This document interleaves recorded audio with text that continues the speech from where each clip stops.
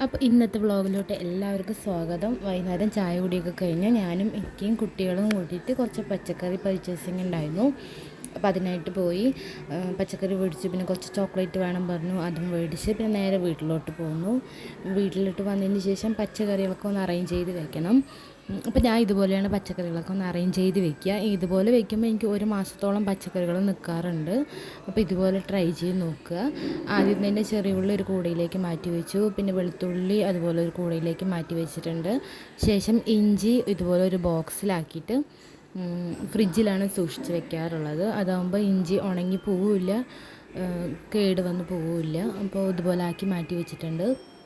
അതിനുശേഷം പച്ചമുളക് ഇതുപോലെ തണ്ട് കളഞ്ഞ ശേഷം അതും ഒരു എയർ ടൈറ്റ് കണ്ടെയ്നറിലാക്കിയിട്ട് ഫ്രിഡ്ജിൽ വെക്കാറുണ്ട്. ഇതുപോലെ വെക്കുമ്പോൾ പച്ചമുളക് പഴുത്ത് പോകാറുമില്ല, ചീത്തയായി പോകാറുമില്ല. അപ്പോൾ അത് വെച്ചു. അതിനുശേഷം വാങ്ങിയിട്ട് വന്ന പച്ചക്കറികളൊക്കെ ഓരോന്നോരോന്നും തഞ്ച് മാറ്റി വെച്ചതിന് ശേഷം പിന്നെ ഓരോന്നും കവറിൽ തഞ്ചായി കെട്ടി വെച്ചിട്ട് നമ്മുടെ ഫ്രിഡ്ജിലുള്ള വെജിറ്റബിൾ ബോക്സിലേക്ക് ഇറക്കി വെക്കുകയാണ് ചെയ്യാറുള്ളത്. അപ്പോൾ അത് ആദ്യം തന്നെ ബീൻസ് ഒരു കവറിലാക്കിയിട്ടുണ്ട്. അതിന് ശേഷം കത്തിരിക്ക ഒരു കവറിലാക്കി, പിന്നെ വഴുതനങ്ങ, പിന്നെ മാങ്ങ, ബീട്രൂട്ട്, അങ്ങനെ ഓരോ പച്ചക്കറികളും ഓരോ കവറിൽ ആക്കിയെടുക്കുക.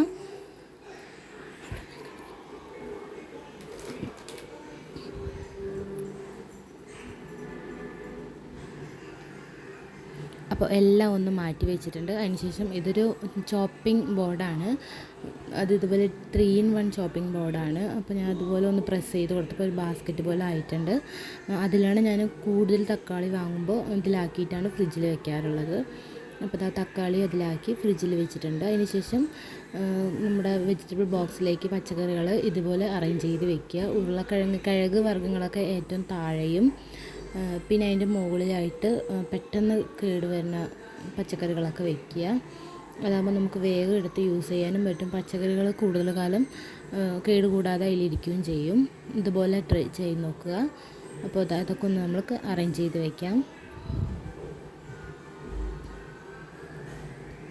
ഇതൊക്കെ ഒന്ന് മാറ്റി വെച്ചതിന് ശേഷം മുരിങ്ങക്കായ മേടിച്ചിട്ടുണ്ടായിരുന്നു. അപ്പോൾ മുരിങ്ങക്കായ ഞാൻ അതുപോലെ പീസാക്കിയിട്ട് ഒരു ബോക്സിലാക്കിയിട്ട് ഫ്രീസറിലാണ് സ്റ്റോർ ചെയ്യാറുള്ളത്.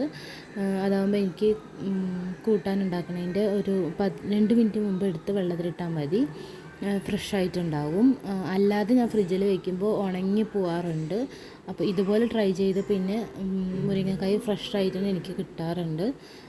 അപ്പോൾ ഇതുപോലെ അങ്ങനെ ആക്കിയിട്ട് ഞാൻ ഫ്രീസറിൽ വെച്ചിട്ട് എപ്പോഴും കൂട്ടാനുണ്ടാക്കുന്നതിൻ്റെ 2 മിനിറ്റ് മുമ്പ് എടുത്ത് വെള്ളത്തിലിടും. അപ്പോൾ പച്ചയായിട്ടും ആ കളറൊന്നും മാറാതെ ഫ്രഷായിട്ട് തന്നെ എനിക്ക് കിട്ടാറുണ്ട്.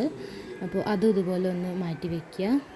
അതിന് ശേഷം പിന്നെ മല്ലിയില, കറിവേപ്പില അങ്ങനെയുള്ളതും ഓരോ ബോക്സിൽ തഞ്ചായിട്ട് മാറ്റി വയ്ക്കുക.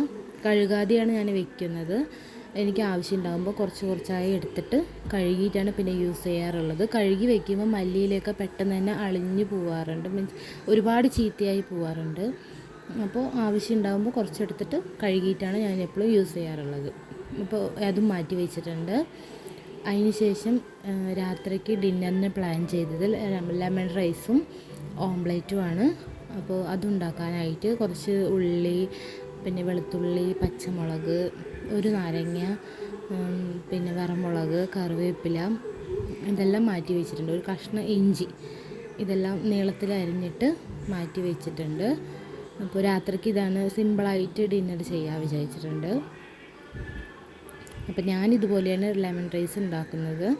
അപ്പോൾ ഇത് ആദ്യം തന്നെ ലെമൺ റൈസ് ഉണ്ടാക്കാനായിട്ട് ഒരു ചീഞ്ചട്ടി അടുപ്പത്ത് വെച്ച് ചൂടായി വന്നതിന് ശേഷം അതിലേക്ക് കുറച്ച് വെളിച്ചെണ്ണ ഒഴിച്ചു കൊടുക്കുക. വെളിച്ചെണ്ണ ഒന്ന് ചൂടായി വന്നതിന് ശേഷം അതിലേക്ക് ആദ്യം തന്നെ കുറച്ച് വെള്ള ഉഴുന്ന് ഒരു 1/4 ടീസ്പൂണ് ചേർത്ത് കൊടുത്തിട്ട് ഒന്ന് ചെറുതായി ചൂടാക്കി എടുക്കുക. അത് ചൂടായി വന്നതിന് ശേഷം അതിലേക്ക് കടുക് ഇതുപോലെ ഒരു 1/4 ടീസ്പൂണ് അല്ല 1/2 ടീസ്പൂണ് കടുക് ചേർത്ത് കൊടുത്തിട്ട് പൊട്ടിച്ചെടുക്കുക.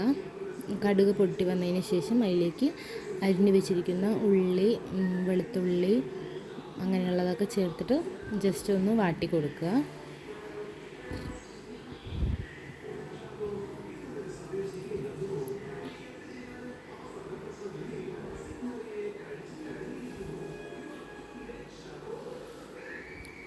പെട്ടെന്നൊന്ന് വാടി കിട്ടാനായിട്ട് കുറച്ച് ഉപ്പ് ചേർത്ത് കൊടുത്തിട്ട് ഒന്ന് വാട്ടിയെടുക്കുക. അതിന് ശേഷം ഇതിലേക്ക് ഞാൻ പച്ചമുളക് ചേർത്ത് കൊടുക്കുന്നുണ്ട്. അതും എരിവിനനുസരിച്ച് ചേർത്ത് കൊടുക്കുക. പച്ചമുളക്, കറിവേപ്പില, പിന്നെ 2 വറമുളകും ചേർത്ത് കൊടുക്കുന്നുണ്ട്.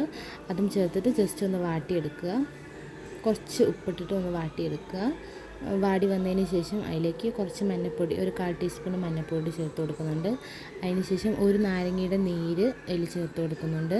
എന്നിട്ട് ഒരു 1/4 ഗ്ലാസ് വെള്ളവും ചേർത്ത് കൊടുത്തിട്ട് ജസ്റ്റ് ഒന്ന് തിളച്ച് വരുമ്പോൾ അതിലേക്ക് ആവശ്യത്തിന് ഉപ്പ്, നമ്മുടെ ഈ റൈസിന് ആവശ്യത്തിനുള്ള ഉപ്പ് ചേർത്തിട്ട് റൈസ് ചേർത്ത് കൊടുക്കണം.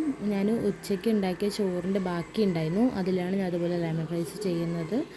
അപ്പോൾ ഇതുപോലെ ചെയ്തിട്ട് റൈസ് ചേർത്ത് കൊടുത്തിട്ട് നല്ലപോലെ ഒന്ന് മിക്സ് ചെയ്തെടുക്കുക. അപ്പോൾ രാത്രിക്ക് ഡിന്നറിന് ലെമൺ റൈസ് റെഡി ആയിട്ടുണ്ട്. അപ്പോൾ എൻ്റെ വീഡിയോ ഇഷ്ടമായ എല്ലാവരും ലൈക്ക് ചെയ്യുക, ഷെയർ ചെയ്യുക, സബ്സ്ക്രൈബ് ചെയ്യുക. എന്തെങ്കിലും അഭിപ്രായങ്ങളുണ്ടെങ്കിൽ കമൻറ്റ് ചെയ്യുക. അപ്പോൾ അടുത്ത വീഡിയോയുമായി വേഗം തന്നെ വരുന്നതായിരിക്കും. It's me Sherin from Palakkad.